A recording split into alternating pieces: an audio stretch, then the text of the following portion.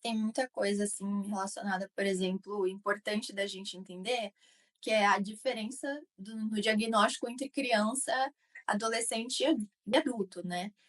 Ainda mais que criança muitas vezes não entendem, o que está acontecendo e dependem muito dos pais no início. Eu, por exemplo, eu entendia, mais ou menos dentro do meu entendimento de criança, o que estava acontecendo, né, que é basicamente: "Ah, eu tenho que tomar insulina, eu não posso comer açúcar, eu tenho que cuidar da alimentação", mas eu era, como criança, assim, era muito dependente dos meus pais, né, também tinha essa questão, eu não aplicava insulina sozinha, né, eu não fazia os destros, né, a glicemia capilar sozinha.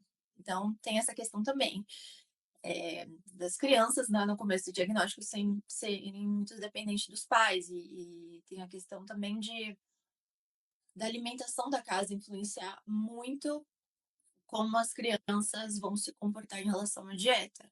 Então, eu acho que o diagnóstico acaba influenciando a casa inteira, né? A família toda. Não adianta você querer que seu filho trate o diabetes, faça o cuidado direitinho, se você também não muda a alimentação de toda a casa. Eu acho que isso acaba sendo um desafio também para a família. Sim, até porque foi algo que, naquela época do seu diagnóstico, né? Já tem quantos anos que você foi diagnosticado mesmo? 20 anos. Então, 20 anos, né? A tecnologia era bem diferente de hoje, né? Então, o tratamento, ele vai avançando com o tempo, né? E nessa época aí, se hoje a gente considera que não comer doce é uma desinformação, né? Porque é possível o diabético ter pais a comer um doce, né? O diabético tipo 1 ter pais a comer um doce com vontade de carboidrato. Nessa época aí, era muito mais difícil, né? Você saber disso, você ter acesso à contagem de carboidrato. Então era tomado como uma verdade absoluta, né? Que você nunca mais ia poder comer doce, seus pais tiravam doce de casa, não deixavam você ter nenhum contato, né? Uhum, exatamente. Essa falta de informação é muito comum, né? E como a Dizilma estava relatando ali, em muitos casos ainda acontece, né? Então são informações falsas, né? Ah, você nunca mais vai poder comer doce, né? Ou fala para a pessoa, é, você você pode entrar na lua de mel e deixar de precisar de insulina, igual já um paciente já comentou comigo. Hum, Então, não explica as coisas direito, né?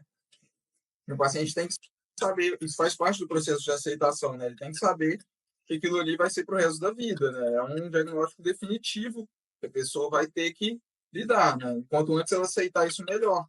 Até porque na fase da adolescência tem um risco muito grande da pessoa sentir vergonha, né? Em querer aplicar insulina.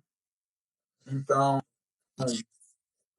a equipe tem que estar bem preparada para lidar com isso, né? E pode ser preciso também, além do endocrinologista, além do nutricionista, também psicólogo, né? e tem também muita confusão com o diabetes tipo 2. Eu já vi muitos casos, assim, de pacientes, que são tratados como diabetes tipo 2 e fica tomando medicamento, hipoglicemiantes orais e fica muito tempo com remédio via oral e a glicemia não baixa, a glicada não baixa e, na verdade, é um caso de diabetes tipo 1, né, ou é um diabetes tipo LADA, enfim. Então, se você está sendo assim tratado como diabetes tipo 2, está muito tempo com medicação e mesmo seguindo a dieta, seguindo exercício físico e tudo mais, a sua glicemia não tá baixando, é importante verificar se. Esse corte é apenas um pedacinho da live que a gente grava no Insulina em Dose Dupla, toda quarta-feira, às 8 da noite, na rede vizinha. Segue a gente lá para você não perder a próxima.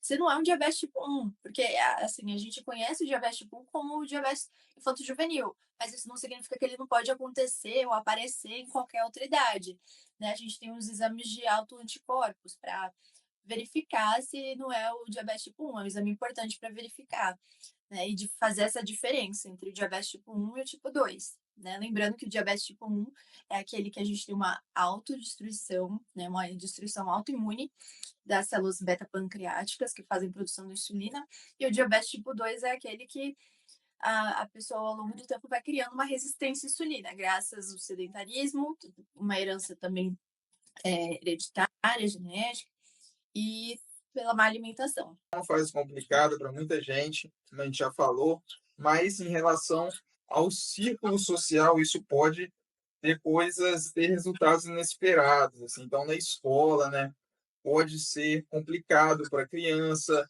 né, esconder isso dos outros, tem aquela vergonha, né?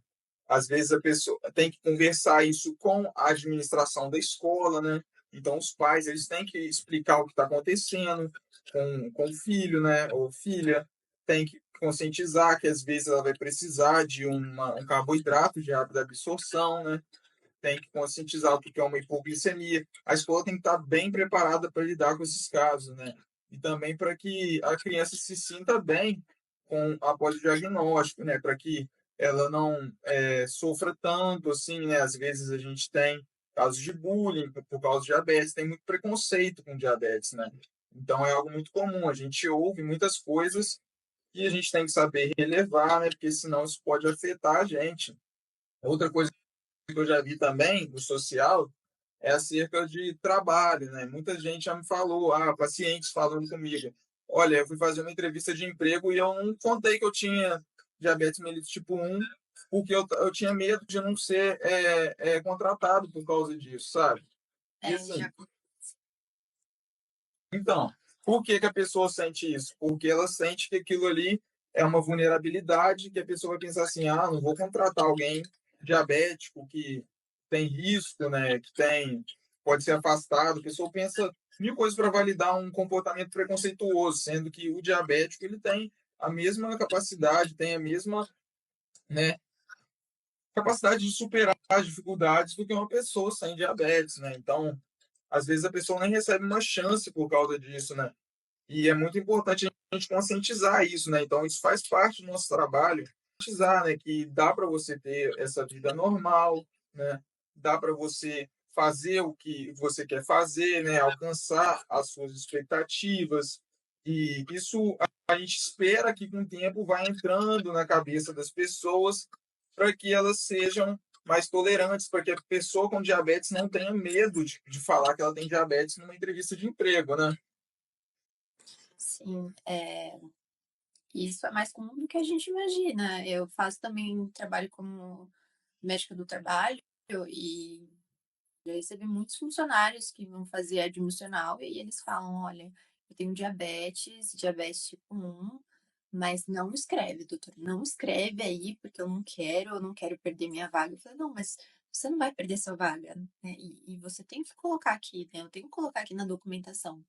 Não, doutor, eu não quero, é o sigilo, não quebra o sigilo e não sei o quê. E eu falo, "Ó, mas alguém da empresa tem que saber, porque se acontecer alguma coisa, se tiver um desbalanço, alguma desglicemia, alguém tem que ficar sabendo, né? E eu já vi casos de mães comentando que os filhos não foram aceitos em alguma escola porque a escola não estava preparada para cuidar do diabetes, né? E que cuidado tão especial é esse que uma escola não pode ofertar, né? É a falta de educação em diabetes, né? E é uma coisa que a gente luta muito aqui para acabar com isso, porque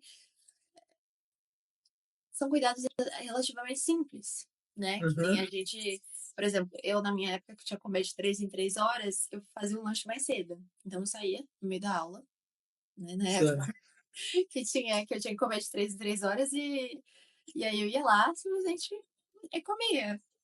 sim. Antes, fazia meu lanche, voltava, ninguém estranhava, todo mundo sabia que eu tinha que comer antes, e era isso, pronto, acabou. Tinha uma época que eu falei assim, não, e por que eu não comer na sala, né? Todos os meus colegas cresceram comigo, assim, eu estudei dos 7 aos 17 anos na mesma escola, e eu lembro que aí teve uma época que eu falei, não, fazer o lanche na sala, e eu lembro que eu comecei a fazer o lanche na sala mesmo, comecei a comer na sala, e tá tudo bem, mas tem situações que realmente precisam ser trabalhadas.